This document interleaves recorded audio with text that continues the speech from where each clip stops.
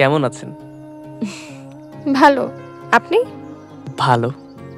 আপনাকে একটা প্রশ্ন করতে পারি? কি প্রশ্ন? আপনি শাড়ির দোকানে কাজ করেন, অথচ আপনাকে কোনোদিন শাড়িতে দেখিনি। আসলে আমাকে কখনো সেভাবে শাড়িতে দেখতেই চায়নি কেউ। পদ্মর কথা শুনে ভীষণ ইচ্ছা হলো পদ্মকে শাড়িতে দেখার।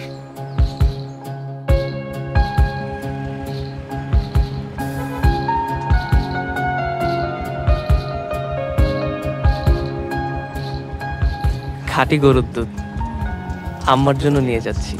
তাহলে হাত কাঁপে কেন?